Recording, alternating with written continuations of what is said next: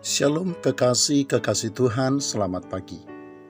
Saudaraku sekalian, setelah sampai di Betania dan mendapati bahwa Lazarus sudah mati, berkatalah Yesus kepada mereka, "Di manakah dia kamu baringkan?" Jawab mereka, "Tuhan, marilah dan lihatlah." Maka menangislah Yesus. Dan orang-orang Yahudi yang melihat Yesus menangis berkata, "Lihatlah betapa kasihnya kepadanya."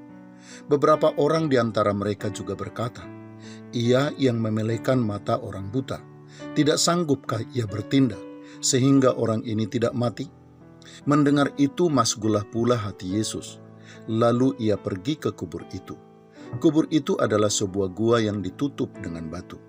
Setiba di kubur itu, sebagaimana tertulis di dalam Injil Yohanes pasal yang ke-11 ayat yang ke-39, Yesus berkata, "Angkat batu itu." Marta, saudara orang yang meninggal itu, berkata kepadanya, "Tuhan, ia sudah berbau, sebab sudah 4 hari ia mati." Dan di dalam ayat berikutnya, yaitu di dalam ayat yang ke-40, Yesus berkata, "Bukankah sudah kukatakan kepadamu, jikalau engkau percaya, engkau akan melihat kemuliaan Allah?" Kekasih Tuhan, hanya satu respon saja yang dibutuhkan agar setiap orang melihat dan mengalami kuasa serta mujizat Tuhan di dalam hidupnya, yaitu percaya kepada kuasa Tuhan. Karena itu yang menyebabkan banyak orang Kristen tidak mengalami mujizat dan pertolongan Tuhan, bukanlah karena ketidaksediaan Tuhan untuk menolong, sebab Tuhan selalu bersedia untuk menolong siapa saja. Bukan juga karena terlalu besarnya kesulitan dan persoalan yang ada, atau bukan karena kuasa Tuhan tidak sebesar persoalan yang sedang terjadi, tetapi karena ketidakpercayaan kepada perkataan Tuhan. Ketidakpercayaan yang dimaksud tentu saja bukan hanya tidak adanya keyakinan bahwa Tuhan mampu untuk menolong, melainkan juga berusaha untuk membatasi kuasa Tuhan bekerja. Kekasih Tuhan, ketika Tuhan menantang iman Marta dengan berkata, "Apakah engkau percaya bahwa saudaramu akan bangkit?" Marta mengatakan bahwa ia percaya.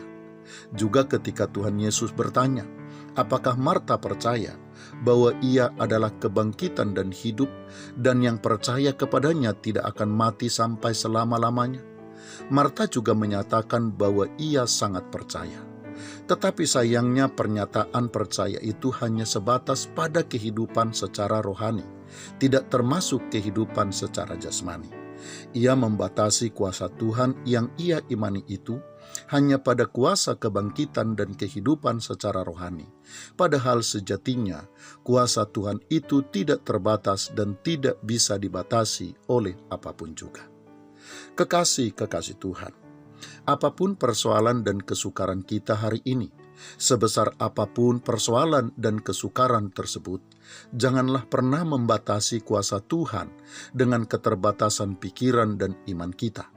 Sebab Tuhan sangat mampu melakukan apapun bagi kita, melebihi pikiran dan harapan kita, atau bahkan melebihi iman percaya kita.